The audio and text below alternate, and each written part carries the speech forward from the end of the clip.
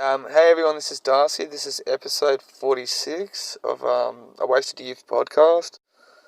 I just finished up doing a shoot with a with an actor named Warren Mitchell, or Wazza, as his nickname is, and I'm gonna allow him to introduce himself and talk about how I got into acting. So, yeah, Yeah, hi there. I'm Wazza. I'm an old fella and sort of semi-retired and looking for something to do that was more for fun than for money, but the money would be a bonus.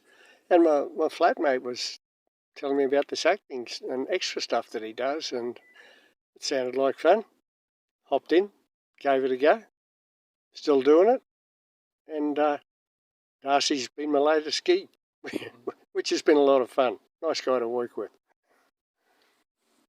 so did you start off doing extra work? Because a lot of people start off as an extra. Did you start doing that? Yeah. So was interesting. The very first gig I did was one of the most fun ones that I've done, where it was for one of the comedy series on TV, and I was just going to be an extra at a wedding, and I'm in the front row, and I got to watch all these really funny comedians all day doing skits on getting married, and I thought, this is cool.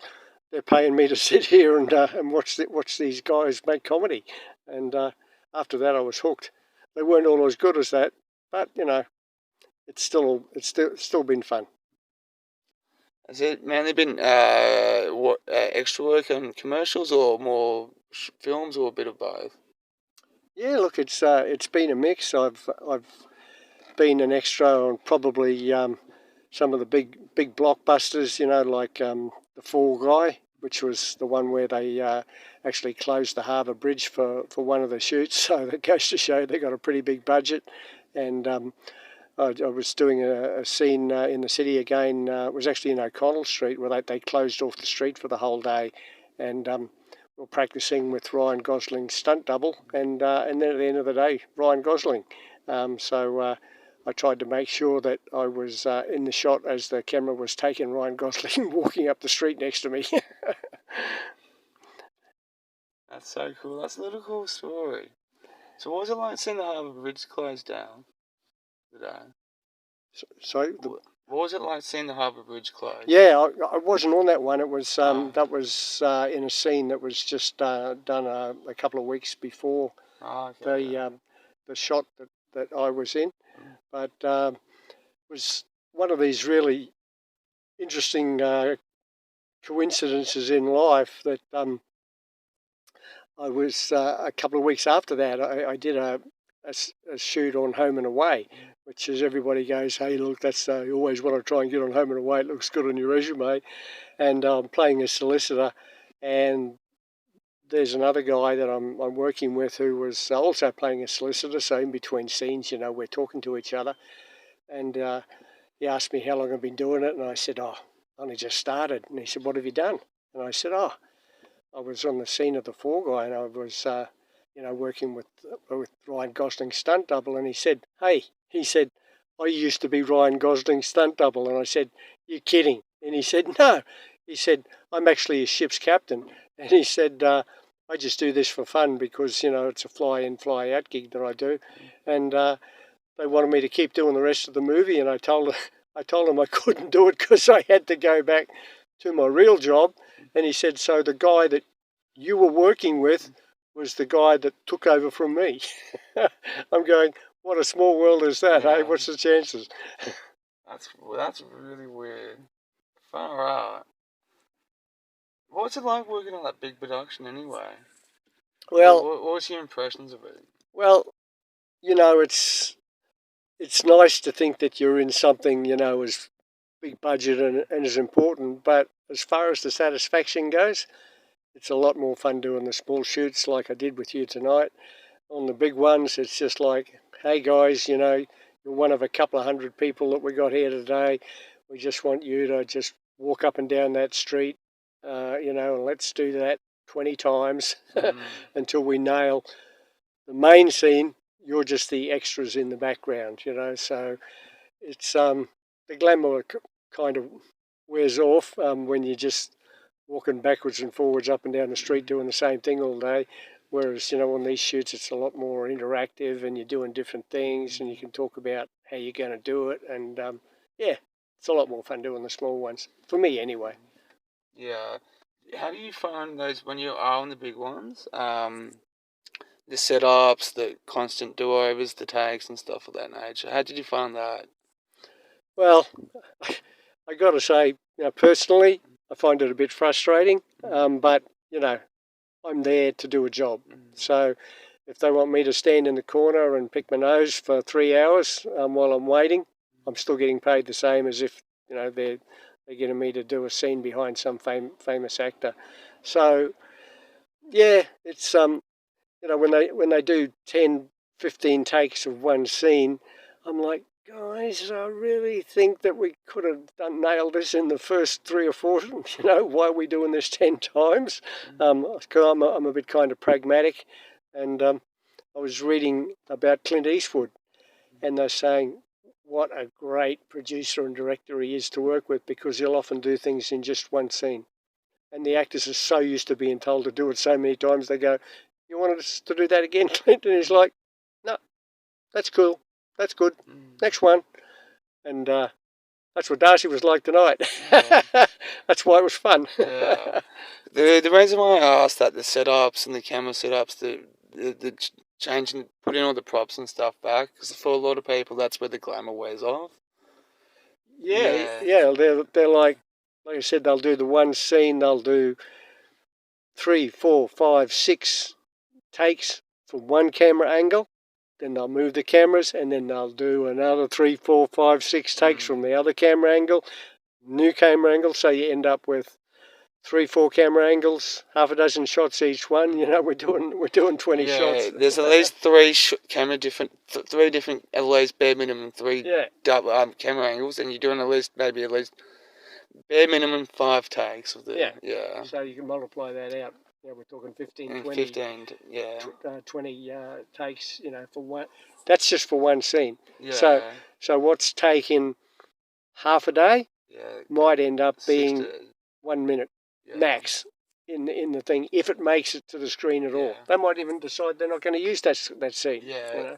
What you see filmed, everything is each little scene is 6 to 12 hours. Just to do it. Sort of thing. So that's the reason why I asked. Like, a lot of repetition and limited scope in what you're doing. So that's why what we did tonight, minimal repetition, a lot of scope for doing different things, much more fun. Yeah, and see, that's a creative thing though. You got to find regardless what you're doing, photography or painting or variety, you just got to find what your method in doing it, sort of thing. So, um, have you been more of an actor, like learn on the job, or did you do any classes, or how do you train and practice? Well, ever since I was a little kid, people said to me that I was different, and so my story is different. So everybody else has taken acting classes. I was born in Asperger's, which is part of the autism spectrum. So my default is to have no expression and social interaction. And people would, when I'm just sitting working at my job, people would come up to me and go, "Is something the matter?" And I'm going, "No, why?" And they go, "Well, you don't look happy. You just look blank." And I'm going, "That's just my default."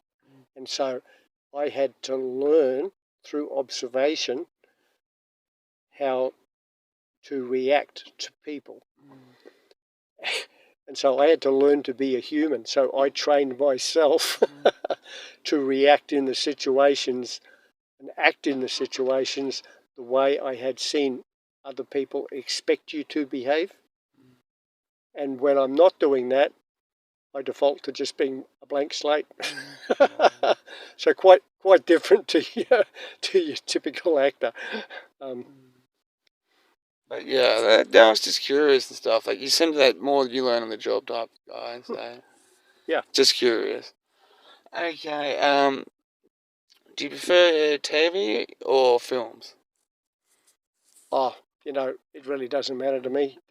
They're just the mediums where the product's going to end up.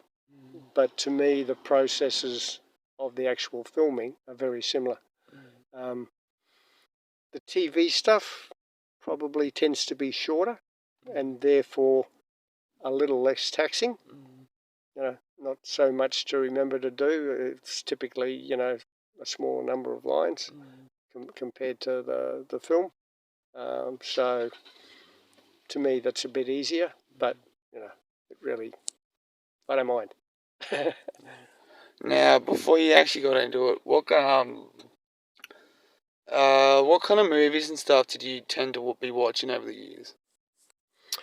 Well, when I was a kid, and I'm talking about primary school, I had read all of the science fiction books in the adult section of the local library. So science fiction was kind of my default genre. And after that, I guess anything that's got more of a deeper meaning to it, not so much into the US, car chases and shoot 'em ups. But, if it's necessary, fine, but, not just for the sake of we've got to have a car chase and a shootout because it's America. Yeah, so moving now towards things that have got more of a meaning to them, like, the European movies that you kind of see on SBS that are a bit like The Labyrinth, which is an Italian movie. I quite like because it's quite quirky. But anyway, starting to ramble a bit. I actually like it. I like when I don't know why, but I find it calming when people start to ramble. That's why I started doing podcasting. Did you have a specific favorite movie, or did that you do, but that tends to change, or? Oh, look, I've got some favourites that are, I guess classics. Blade Runner is a favourite of mine because it's when you watch the movie, what stage of your life that you're at. And so, when I first saw Blade Runner, it was kind of that pivotal stage of my life where I was going from being a wild single guy to settling down to get married. And then, when they brought out Blade Runner 2049, it was like, wow. During that 20 years in between, so much happened, and it was interesting to make the contrast about what Harrison Ford was looking like and his attitude, and comparing that to myself at the same times. You guys similar in age, or? He's got a few more Ks on the speedo than me. Making sure, yeah, I get that. It's weird seeing your favourite actors getting old, but yeah, that's so cool. Um, what about other art forms and stuff like books and music or stuff of that nature? Music's been an interesting journey because I mentioned before I was an Aspie. I actually didn't have any strong following to music, where people get very emotional attachments to the music. But as I've got older and as part of that exploration of learning to be a human, I've really come to appreciate music much more because